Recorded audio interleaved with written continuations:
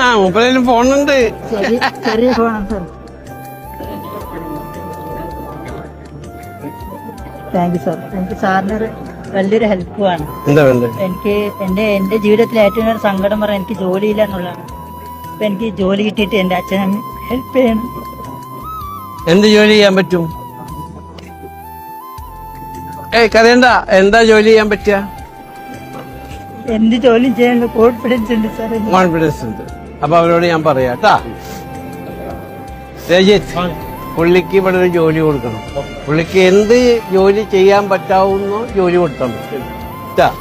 പുള്ളിക്ക് കംഫർട്ടായിട്ടുള്ള ജോലി കൊടുക്കും. അടുത്ത പ്രാവശ്യം ഞാൻ വരുമ്പോ പുള്ളി ഇവിടെ ജോലിക്ക് ഉണ്ടാവണം. പോരെ? Thank you sir.